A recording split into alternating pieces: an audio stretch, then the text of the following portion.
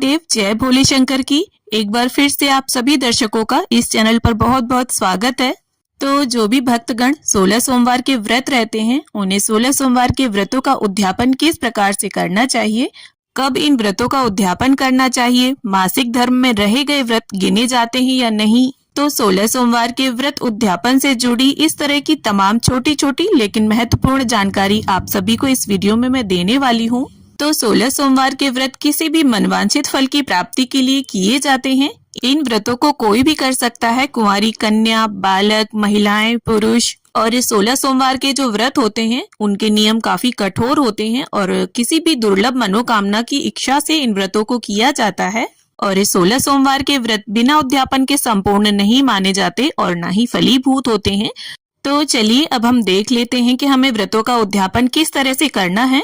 तो देखिए 16 सोमवार गिनकर बिना गैप किए आपको व्रत धारण करने हैं और 17वें सोमवार को इसका उद्यापन करना है। और ये देखिए ऐसा बिल्कुल भी जरूरी नहीं है कि आपने अगर हर सोमवार मंदिर में जाकर पूजा की है तो उद्यापन आपको मंदिर में ही करना है, बल्कि अगर आप उद्यापन घर पर करते हैं तो सारी सुविधाएं घर पर होती हैं और काफी आसानी रहती है। आप मंदिर में जाकर पूजा करके आ जाइए और उद्यापन घर पर करिए। तो यहाँ पर हमने चौकी लगा ली है, उस पर सफेद रंग का वस्त्र बिछाकर अक्षतों का आसन देते हुए इस तरह से भगवान शिव शंकर का फोटो है मेरे पास, तो मैं उन्हें विराजमान कर लूंगी। और देखिए इसी फोटो में गणपति जी भी बने हुए हैं, तो गणपति जी का पूजन भी हम यहीं पर कर लेंगे। अगर आपकी फोटो में गणपति जी ना हो तो आप अलग से भी गणपति जी की स्थापना कर सकते हैं। अब देखिए आपने हर सोमवार मंदिर में जाकर पूजन किया हो या घर पर पूजन किया हो, कलश स्थापना की हो या ना की हो, लेकिन उद्यापन वाले दिन कलश स्थापना अनिवार्य होती है। तो यहाँ पर चावलों का आसन देते हुए हम कलश की स्थापना जरूर करेंगे। और आप इस तरह से देखिए पीतल का या तांबे का एक लोटा ले लीजिए, कंठ पर मोली बांध लीजिए और यहाँ चंदन से मैं स्वास्तिक बना लूंगी कलश के ऊपर। स्वास्तिक का जो चिन्ह है वो हिंदू धर्म में बहुत ही शुभ और मंगलकारी माना जाता है। और ये देखिए पूजन से पहले सारी पूजन सामग्री आप एकत्रित करके अपने पास ही रख लीजिए। पूजा के समय बार बार उठना उत्तम नहीं माना जाता। और ये देखिए उद्यापन आपको शुभ मुहूर्त और शुभ तिथि में ही करना चाहिए। शुक्ल पक्ष में उद्यापन करना उत्तम माना जाता है। तो यहाँ पर कलश में स्वास्तिक बनाने के बाद सबसे पहले कलश के अंदर हमें गंगा जल डालना है। फिर इसके बाद कलश को शुद्ध जल से कंठ तक भर लेंगे और इसके बाद हल्दी की गांठ, सिक्का, सुपारी, चंदन, अक्षत, ये सभी वस्तुएं कलश के अंदर हम डाल देंगे। तो देखिए अगर आप कुंवारी कन्या हैं और स्वयं से ही उद्यापन कर रही हैं तो अपने माता पिता की देख रेख में उन्हें सम्मिलित करके ही उद्यापन की विधि को संपन्न करें। अब इसके साथ ही कलश के अंदर 5 या 7 आम के या अशोक के पत्ते हम लगा लेंगे और पत्तों को देखिए पहले ही आप चंदन रोली से टीक लें। अब इसके साथ ही एक प्लेट में थोड़े से हम अक्षत लेंगे और पूर्ण पात्र इस तरह से कलश के ऊपर रख देंगे।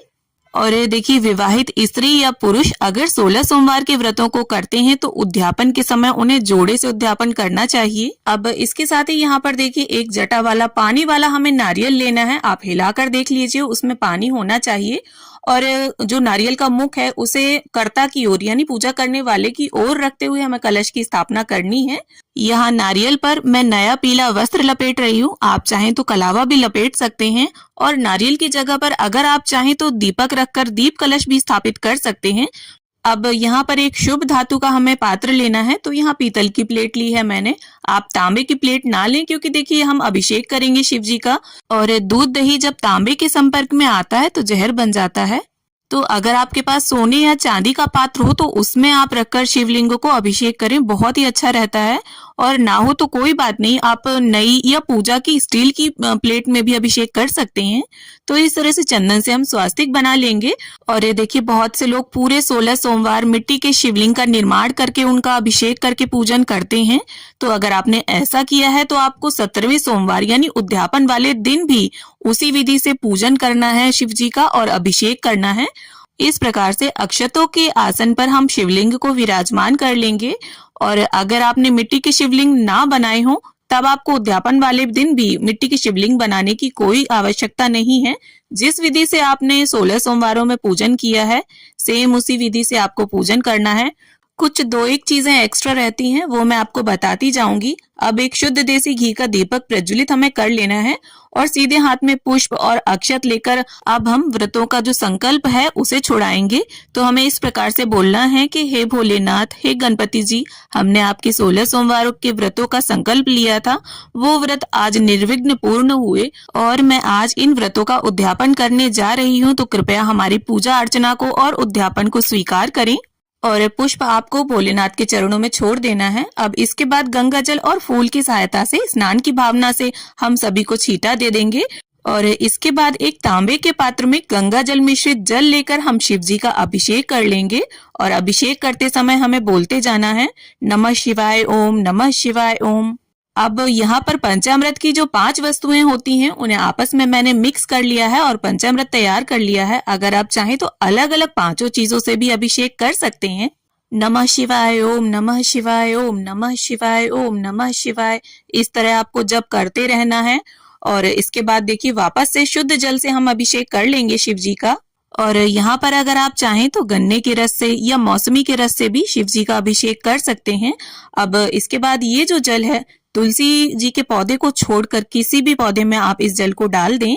अब इस प्रकार से अभिषेक हमने शिव जी का कर लिया और फूलों का आसन देते हुए हम उन्हें वापस से विराजमान कर लेंगे और अब उनका श्रृंगार करेंगे। इससे पहले प्रथम पूज्य गणपति जी का हम पूजन कर लेंगे। उन्हें चंदन, रोली, अक्षत अर्पित करेंगे और लाल रंग का यानी गुलाब का फूल मैं अर्पित कर दूंगी उन्हें। तो यहाँ पर वस्त्र की भावना से सभी को मैंने पहले कलावा अर्पित कर दिया है और भगवान गणेश को यहाँ पर मैं जनेऊ अर्पित भी कर दूंगी। तो देखिए 16 सोमवार के व्रतों का जो सबसे जरूरी नियम होता है वो होता है अखंड रहना, मतलब बीच में आपको एक भी सोमवार नहीं छोड़ने हैं।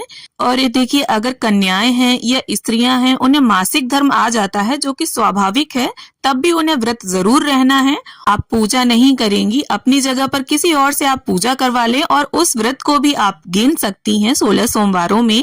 तो यहाँ पर वस्त्र की भावना से हमने शिव जी को कलावा अर्पित कर दिया है और त्रिपुंड लगाकर उन्हें सुसज्जित कर लिया है और अक्षत अर्पित कर दिए हैं। अक्षत जो अर्पित करें आप थोड़ा भिगोकर करें उन्हें।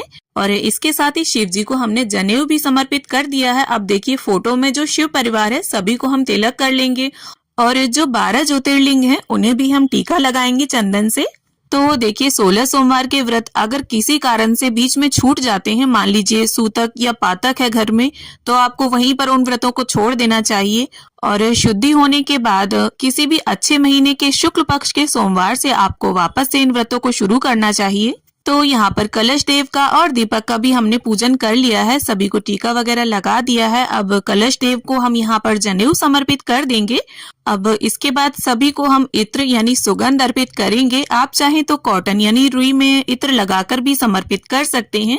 अब इसके साथ ही देखिए शिव जी की कुछ चीजें बहुत प्रिय होती हैं जिसमें धतूरा, शमी पत्र, बेल पत्र, आंकड़े का पत्ता, आंकड़े का फूल, जो जो वस्तुएं आपको उपलब्ध हो पाए उन्हें आप अरेंज कर लीजिए।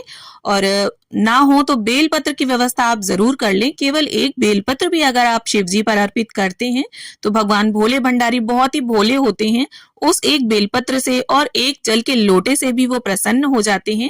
तो यहाँ पर टीक कर हमने बेलपत्र को अर्पित कर दिया है चंदन से। आप चाहें तो बेलपत्र पर राम का नाम लिखकर भी समर्पित कर सकते हैं और कुछ इस तरह से सीधे साइड से हमें समर्पित करना है। और यहाँ पर देखिए धतूरे के फूल है मेरे पास, तो मैं वो समर्पित कर दूंगी। और इसके साथ साथ देखिए माता पार्वती को यहाँ लाल गुलाब मैं समर्पित कर दूंगी और शिव जी को सफेद रंग के फूल। इसके साथ ही आपके पास जिस भी रंग के फूल हो आप वो सभी को समर्पित करें। आप चाहें तो यहाँ पर फूलों की माला भी अर्पित कर सकते हैं।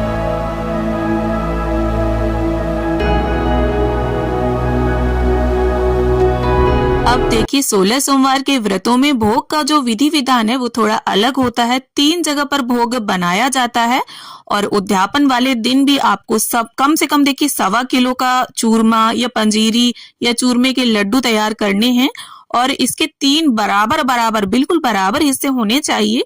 और अगर आपने अन्न नहीं खाया है, फलाहार किए हैं व्रत, तो जो भी फल आपने व्रतों में खाया है वो फल ले लीजिए। यहाँ पर मैं अमरूद आपको दिखा रही हूँ। इस तरह से देखिए बराबर बराबर आपको अमरूद लेने हैं। आप चाहें तो 3 जगह तुलवा कर भी लेकर आ सकते हैं।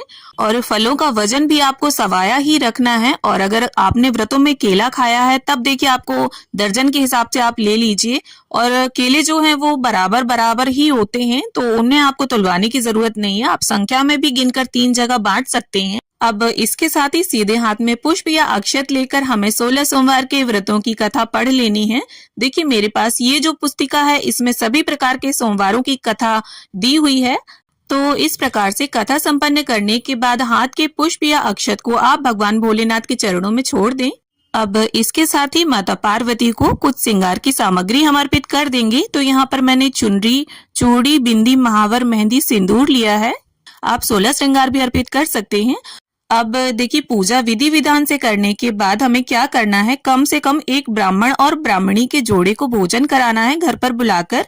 और हो सके तो देखिए 16 अगर मिल जाते हैं आपको जोड़े ब्राह्मण ब्राह्मणी के, तो उन्हें घर बुलाकर आप भोजन कराएं। अपने यथा सामर्थ्य ब्राह्मणी को साड़ी या ब्लाउज पीस या चुनरी के ऊपर कुछ श्रृंगार की सामग्री रखकर उन्हें दान में दें। और ब्राह्मण देव को आप अंगोछा भी दे सकते हैं या पैंट शर्ट का जोड़ा, जो जितना बन जाए आपसे। देखिए जो दान होता है हमें हमेशा अपनी शक्ति के अनुसार ही देना चाहिए। और अगर ना बन सके तो केवल आप रुमाल भी ब्राह्मण देव को दान में दे सकते हैं। और जो भी दान दें आप उसमें देखिए दक्षिणा जरूर ऐड कर दें। और ये जो हमने 3 भाग निकाले हैं भोग प्रसाद के, इसमें से एक भाग आपको ब्राह्मण ब्राह्मणी को दान में देना है। और देखिए अगर आप उन्हें घर बुलाकर भोजन नहीं करा सकते हैं तो ये सारा जो सामान है वो आप उनके घर पर जाकर दे सकते हैं। और साथ में खाने का सूखा सामान जैसे आटा, दाल, चावल, सब्जी, घी ये भी रख लें। और इस सामान को देखिए मिनस कर रख दें, इस तरह से पानी फेरते हुए। मिनसने से ये होगा कि आपने ये दान सामग्री देने के लिए निकाल दी है। अब अगर आप चाहें तो इसे सुबह भी दे सकते हैं। अब इसके साथ ही संपूर्ण शिव परिवार की और कलश देव की हम प्रेम पूर्वक आरती उतार लेंगे। तो यहाँ पर जो दीपक मैंने प्रज्वलित किया था उसी से मैं आरती उतार रही हूँ। आप चाहें तो अलग से दीपक लगाकर भी आरती उतार सकते हैं। और यहाँ पर देखिए उद्यापन वाले दिन आपको हवन भी जरूर करना है। तो गाय के गोबर के उपले को सुलगाकर उस पर आप हवन सामग्री से, घी से, चूरमे से भगवान भोलेनाथ के मंत्रों का उच्चारण करते हुए 51, 101 या 111 जितनी आपकी इच्छा हो उतनी आहुतियां जरूर दें। और यहाँ पर वीडियो काफी लंबी हो गई है, इसलिए हवन का वीडियो मैं आपको अलग से दूंगी। तो इस तरह से आरती संपन्न करने के बाद चौकी के आसपास जल फिराते हुए पूजा का आचमन कर लें। और भगवान भोलेनाथ से और समस्त शिव परिवार से पूजा में रही कमियों के लिए क्षमा याचना कर लें। और ऐसी प्रार्थना कर लें कि हे भोलेनाथ, आज मेरे 16 सोमवार के व्रत संपूर्ण हुए, तो इन व्रतों को और उद्यापन को आप स्वीकार करें। तो देखिए प्रदोष काल में हमें ये पूजन करना है। और अगर आपने मिट्टी के यानी पार्थिव शिवलिंग बनाकर उनका पूजन किया है तो पूजन के 10-15 मिनट के बाद आपको उनका विसर्जन कर देना है। और अगर आपने इस तरह के शिवलिंग का पूजन किया है तो आपको ये चौकी देखिए अगले दिन उठानी है। कलश के जल को आप तुलसी जी के पौधे को छोड़कर किसी भी पौधे में डाल सकते हैं। सिक्का सुपारी आप दोबारा रीयूज कर सकते हैं। और नारियल को आप विसर्जित भी कर सकते हैं या फिर फोड़कर प्रसाद के रूप में सभी लोग ग्रहण कर सकते हैं। और माता पार्वती को चढ़ाई गई सुहाग सामग्री आप स्वयं भी यूज कर सकते हैं या फिर अपनी देवरानी जिठानी को भी 1-2 सामग्री दे सकते हैं। अब 3 बराबर हिस्सों में जो हमने भोग प्रसाद निकाला है उसका देखिए आपको क्या करना है। इसमें से एक भाग आपको गाय को खिलाना है, दूसरा भाग ब्राह्मण ब्राह्मणी को दान में देना है और तीसरा भाग आप और आपके परिवार के सदस्य मिलकर इसे ग्रहण करेंगे। और इसके साथ ही देखिए बहुत से लोगों के मन में ये संशय होता है कि उद्यापन वाले दिन क्या हम खाना खा सकते हैं। तो जी हाँ, आप खाना खा सकते हैं। पहले आपको पूजा विधि संपन्न करनी है, उद्यापन करना है, इसके बाद भोग प्रसाद ग्रहण करना है और इसके बाद आप बिना प्याज लहसुन का शुद्ध सात्विक भोजन कर सकते हैं। तो 16 सोमवार से जुड़ी लगभग तमाम जानकारी मैंने इस वीडियो में आपको देने की पूरी कोशिश की है। अगर फिर भी आपके मन में किसी भी तरह का कोई संशय है, कोई प्रश्न है, तो आप बेझिझक होकर मुझे कमेंट करें, मैं रिप्लाई करने की पूरी कोशिश करूंगी। तो उम्मीद करती हूँ 16 सोमवार व्रत उद्यापन से जुड़ी ये वीडियो आप सभी को जरूर पसंद आएगी।